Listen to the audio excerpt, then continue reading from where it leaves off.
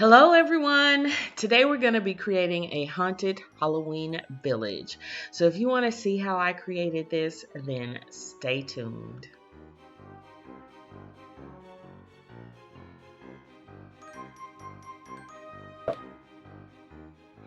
Okay guys, so what we're going to use to create our little village are these two sets of mini houses that I got from Target's Dollar Spot about 3 years ago. So I'm not sure if they're still available, but I've had these in my stash for a while.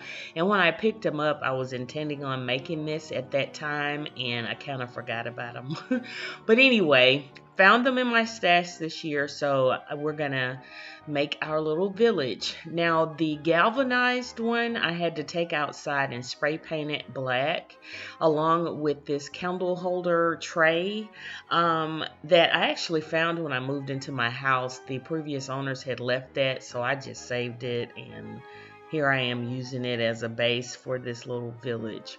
But what we're going to put down now is some of this sheet moss that you can find in Dollar Tree, and I'm just going to cut it down to the size I want.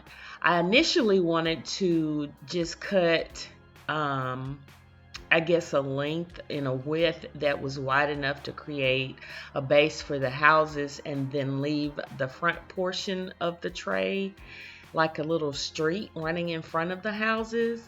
But I ended up changing my mind, and you'll see it here in a minute. But I had some little, I guess, figurines and things to go along with the houses, but the scale of them wasn't right, so I decided to scrap that and just do the houses by themselves instead of adding the figurines. And here you can see what I was talking about. I was going to have like little cars going down the street and things like that, but the scale of them didn't fit the houses, and it has to make sense to me, because I mean, why would you have a bigger car? I mean, a house that's not as big as the car, let's put it that way. So anyway, or the people for that matter. So I decided to just cover up the whole base instead. So again, like I said, it had to make sense to me. So anyway, you gotta have it the right way, y'all. But anyway, I'm just cutting it down to size, and then I'm gonna glue all this down. I'm gonna use my hot glue gun and some Gorilla glue sticks, because that's what I have, and I like the way that it holds and everything. So I'm just fitting everything to size, and it's just simple. You can use the sheet moss, or you could use some of the Spanish moss or reindeer moss, whatever you want to use. You can use, do the same thing, but for Christmas or Easter or, whatever holiday you want to do. So yeah, I'm just putting everything down and doing a dry fit here, and making sure that I had the proper placement of the houses. So yeah, super simple.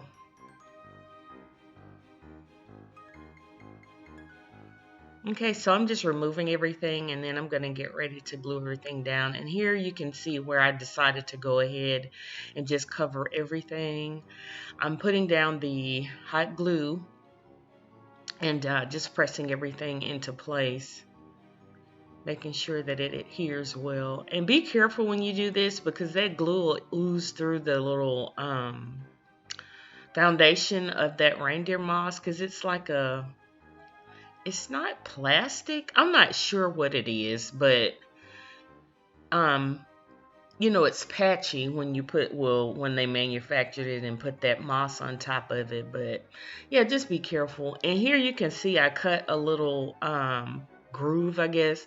I was gonna make a path going to the house with some stones and stuff, so I decided to actually do it on top of the moss instead of directly onto the tray. So I'm gonna fill that little groove or gap in here in a minute. But yeah, I had plans to do a whole lot of stuff. Here you can see I'm filling it back in, but I kind of decided to go in a different direction, considering the fact that, like I said, all the figurines and the little cars and stuff just was a little too big for the scale of these houses. So I'll use them for something else.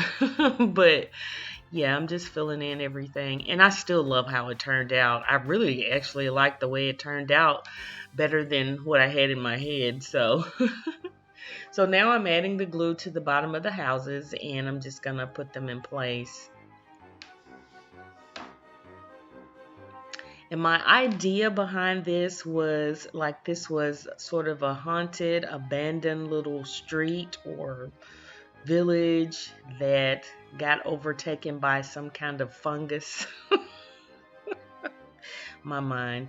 But you'll see how it comes together in a minute, but that was my idea behind it. So, yeah, um I'm just placing everything, or the houses where they need to go, and I'm then gonna start adding some more moss and other little items to this to make it come together. And this is the fun part, the creative process. So just, think outside the box, get creative. If you're not into the real spooky, scary, kind of gory stuff, then keep it fun and kooky. It's just whatever you want to do. I give you the roadmap. It's just up to you, whichever direction you want to go. I always say that. So just like I said, have fun with it and just, get creative. And if you're new here, think about subscribing. Actually, don't think about it. Just do it. Hit the notification bell. And if you know anybody else who likes Halloween and creating different DIYs like me, please share this video. All right, y'all. So as you can see, I've given you a different angle. I've lost some of the footage, but what I did was I created some paths and sidewalks, I guess, to the houses. I went online and printed off some tile, like images, like for walkways, bricks, and things like that. And I actually cut them into strips and then covered it with moss and added some stones and a couple bushes that I made out of some of the Spanish moss. And then in the upper left hand corner, and you'll get a chance to see that later on in the video, I took some of the metal ribbon that Dollar Tree has and created a fence around that first house up there. But you'll see it in a closer view here in a little bit. Like I said, these trees I got on clearance, honey, because I'm the clearance queen. I got those from Hobby Lobby, and it's probably for like doll houses or whatever, accessories. So I kept them and I found them in my stash as well, and I'm just adding them to it. They worked out perfectly. I'm not sure if it was for like a Halloween village or the little spooky villages that they come out with or whatever, because I want to say this was Hobby Lobby, because if I got it from Michael's then it may have been, but I think I got this from Hobby Lobby. But anyway, it came with 4 trees, so I'm just adding these to this DIY because they were perfect. They were sort of a gray kind of black color, and they just fit the vibe of everything that I was trying to achieve here. So I always find stuff and I just grab it thinking that I'll use it down the road for something, and this was one of those items. And as you can see, I tried to give you a little closer view of the sidewalks and things. And here I took it outside in the sunshine so you could actually see the detail. I added some of the Spanish moss, I think that's Spanish moss, on top of the houses, like a fungus or something was taking over. And then I added some accessories. There's the metal ribbon that I glued down to form a fence around the house, and then this little skull that you're about to see. Oh, well, there's a tombstone that I created out of the tip of a popsicle stick and glued down. That skull came off of one of those plastic ribbons from Dollar Tree, and I just glued it to the top of the house. And this is it lit up. I used one strip of the LED orange lights that they have at Dollar Tree, the battery operated lights, and I just stuck them through the holes in the back of the houses. And it is so nice lit up at night with that orange glow coming through those houses up against that black. I love this. I love how this turned out. But yeah, it is so cute. I just like it. Well, I don't like it. I love it. But yeah, it turned out really nicely.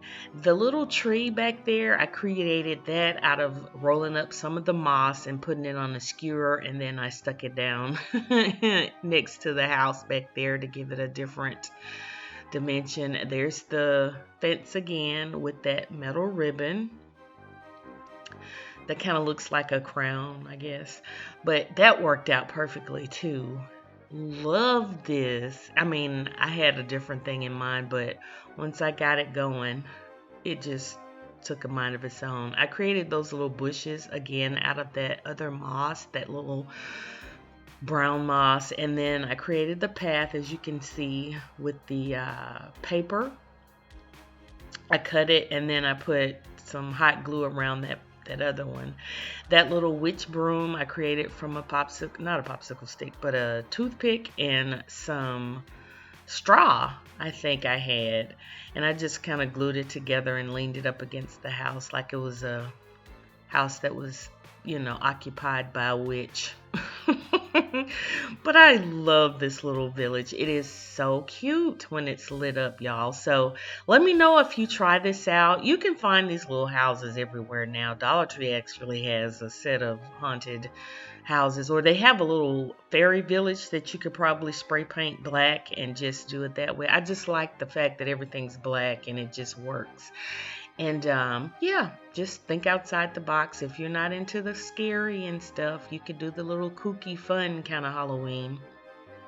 So, yep, have fun, get creative, y'all.